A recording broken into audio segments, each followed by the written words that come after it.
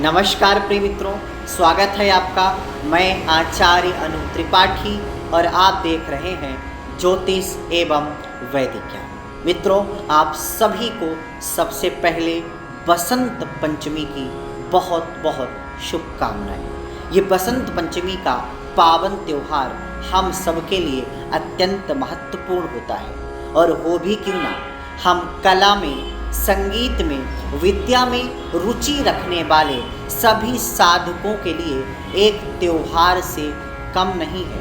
हमारे लिए चाहे कला, चाहे संगीत या विद्या, हम सबको चाहिए ही। और इसके जो अधिष्ठात्री देवी हैं, वागेश्वरी हैं और वीणा वरदंड पंडित करा है, जो श्वेत पद्मासना है, जो देवी जिनके हाथों में सुंदर वीणा है, तो जिनके आशीर्वाद में विद्या है, जिनकी सुंदर कलाओं में ही संपूर्ण कलाएं झरती हैं, ऐसी हमारी श्वेत पद्मासना भगवती सरस्वती का यह जन्म दिवस है। और इसलिए हम सबके लिए यह विशेष पूजनीय बन जाता है।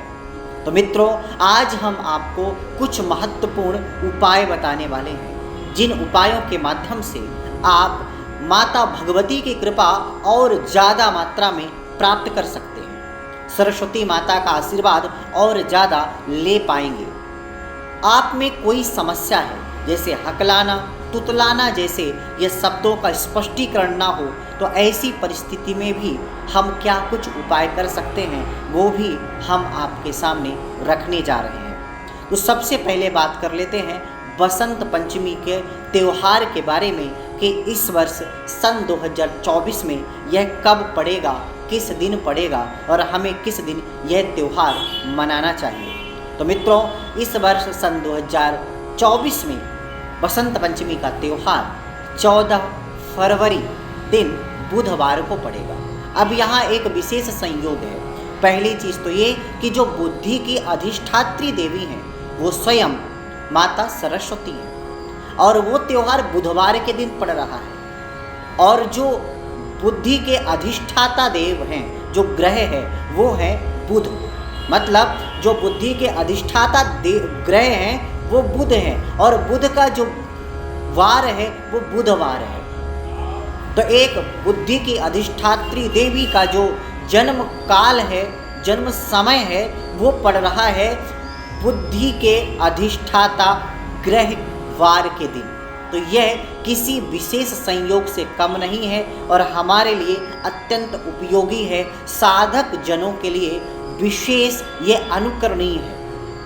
तो इस दिन आप विशेष कुछ ना कुछ उपाय माता भगवती सरस्वती की उपासना जरूर करें। मित्रों, अब बात करते हैं कि आपको कितने बजे से कितने बजे के बीच में पूजन करना चाहिए। तो इसके पहले ये जान लीजिए कि पंचमी कब से लग रही है। तो यह एक दिन पहले ही, मतलब 13 फरवरी को दोपहर लगभग 2 बजे के समकक्ष लग जाएगी, और ये फिर अगले दिन मतलब 14 फरवरी दिन बुधवार को दोपहर 12 बजे तक लगभग रहेगी। मतलब 2 बजे से 12 बजे के बीच में रहेगी। तो अब पूजा का समय जो रहेगा वो प्रातः 6 बजे या 7 बजे से लेकर के दोपहर के 12 बजे तक रहने वाला है। और इस बीच में नए नए वस्त्राभूषण पहन करके, सुंदर स्नान आदि क्रियाओं से निवृत्त होकर के, पीले वस्त्र धारण करके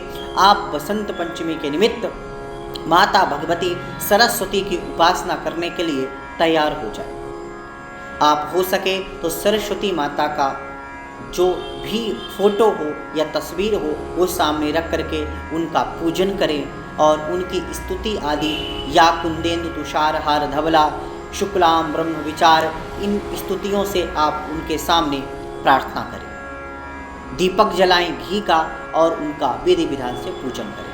केसर का तिलक माता को लगाएं और फिर वह प्रसाद के रूप में आपके घर में जो भी बच्चे हैं और आप स्वयं उसको ग्रहण करें। तो तिलक लगाएं केसर का, माता जी को पीला पुष्प चढ़ाएं। तो ये तो हो गई सामान्य पूजा। अब अगर आपको कोई विशेष समस्या है, या कुछ आप अपने बच्चों जो जन्म अभी जिनका हुआ ही है, ऐसे नवजात शिशुओं के लिए आप क्या कर सकते हैं, तो उनके लिए आपको अत्यंत महत्वपूर्ण आज उपाय बताने जा रहा हूँ, इसको नोट कर लें। क्योंकि ये जो बसंत पंचमी है ये अक्षर बोध कराने का भी एक विशेष त्यौहार है। इस दिन से बच्चों को विद्यारंभ कराया जाता है, उस दिन से उनकी पढ़ाई की शुरुआत कराई जाती है। तो उनको अक्षर बोध के लिए कुछ ना कुछ उनको ज़रूर सिखाएं, कुछ ना कुछ उनको ज़रूर पढ़ाएं और इस दिन से ही शुरुआत करें। लेकिन जो ऐसे बच्चे हैं जिनको अभी आप पढ़ा नहीं सकते हैं, उनको आप कुछ सिखा नहीं सकते हैं, जिनका अभी जन्म ही हुआ है और वो मेधावी बने, विद्यावान बने, कलावान बने, संगीतज्ञ बने, संगीत में रुचि लें, उसके लिए आप क्या उपाय कर सकते हैं, तो वो हम आपको बता देते हैं। जो अभी नवजात शिशु हैं उनको आप एक कटोरी में आप शहद और घृत को मिला लें। एक सोने की सलाका या स्वर्ण से जैसी भी व्यवस्था बने उसके अनुसार आप कुछ हम मंत्र बता रहे हैं, उन मंत्रों को बोलते जाएं और वो घृत युक्त जो शहद है उसको चटाना है और ये क्रिया 5 बार करनी है। और जब पहली बार उनके मुख में ये डालना है तो बोलना है ओम भुवः त्वयि दधामि। इसके बाद दूसरी बार उनके मुख में डालना है वह सोने की सलाका या स्वर्ण से और अनामिका उंगली से मिला करके दोनों को भुवः त्वयि दधामि, ओम स्वः त्वयि दधामि और फिर तीनों को मिला के भुवः स्वः त्वयि दधामि।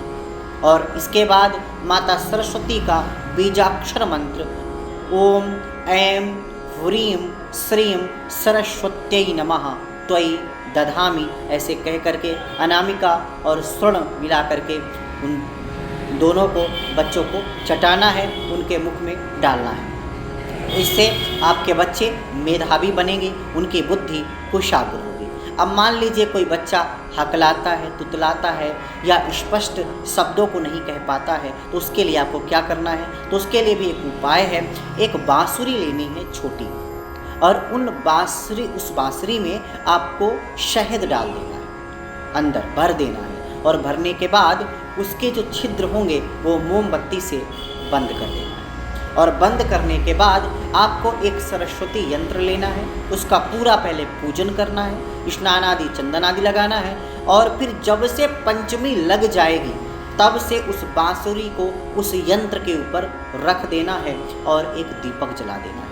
और वो जब तक पंचमी लगी रहेगी तब तक आप उसको रखना है उस बांसुरी को सरस्वती यंत्र के ऊपर। और इसके बाद फिर उस बांसुरी से शहद निकाल करके 23 दिन तक लगातार हकलाने या तुतलाने वाले बच्चों के मुख में डालते रहना है, उनको चटाते रहना है कंटिन्यू 23 दिन तक। इस बात का आप ध्यान रखें। मित्रों, अब बात करते हैं जो बड़े हैं और जो माता भगवती सरस्वती की उपासना करना चाहते हैं, विद्यावान होना चाहते हैं, कलावान होना चाहते हैं, तो वे क्या कर सकते हैं। तो आप भी सरस्वती यंत्र को घर में उस दिन लाएँ, पूरे विधि विधान से सरस्वती माता की उपासना करें शुद्धता पवित्रता के साथ में। और उस सरस्वती यंत्र पर केसर का तिलक लगाएं और केसर का तिलक लगाने के बाद पीले पुष्प उसमें चढ़ाएं और चढ़ाने के बाद ओम ऐं ह्रीं श्रीं सरस्वत्यै नमः का 108 बार जप करें। और इसके बाद उस यंत्र को आप अपने पास में रख लें, उसका हमेशा पूजन करते रहें और हमेशा ही उनको स्नान आदि केसर का तिलक आदि लगाते रहें और श्री यंत्र को अपने माथे से लगाएं। ये आपको करने से आपको निश्चित रूप से माता सरस्वती की कृपा विशेष रूप से प्राप्त होगी। मित्रों, इसके बाद अगर आप बड़े हैं और आप ये सब उपाय अभी आवश्यकता नहीं बची तो आप क्या कर सकते हैं, तो आपको एक श्लोक हम बता देते हैं, वो श्लोक को याद कर लेना है और सुबह सुबह आप उठने के तुरंत बाद आपको दोनों हाथ जोड़ करके अपने हाथ को देखना है और वो मंत्र बोलते जाना है और इसके बाद में मल करके अपने माथे पर लगाना है। इससे आपके अंदर विवेक की जागृति होगी, सद्बुद्धि सद्विचार का प्रादुर्भाव होगा, जिससे आप जीवन में निर्णय सही ले पाएंगे और आप में भी सद्बुद्धि का संचार होगा। तो मित्रों, वो जो मंत्र है वो प्रायः सबको पता ही होता है, लेकिन आपको एक बार हम बता देते हैं।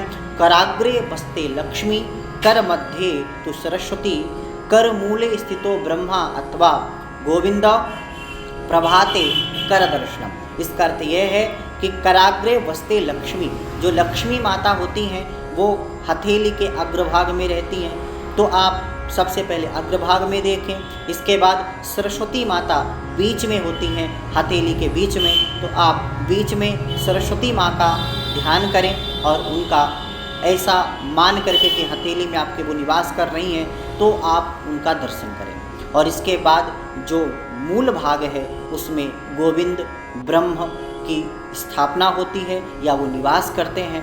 तो गोविंद भगवान श्री कृष्ण, विष्णु, राम या जिनको भी आप मानते हैं उनका आप दर्शन करें। आप इस रूप में प्रभात कर दर्शन के रूप में आप भगवान का सबसे पहले दर्शन आप उठते ही आपको करना चाहिए। और ये करने से ना कि सिर्फ माता सरस्वती बल्कि लक्ष्मी और भगवान गोविंद की भी कृपा हम सबके ऊपर हो ही जाती है। तो आशा करते हैं कि ये जानकारी आपको अच्छी लगी होगी। तो चलिए अभी के लिए बस इतना ही, आगे फिर उपस्थित होते हैं आपके सामने एक नई जानकारी के साथ। तब तक के लिए नमस्कार।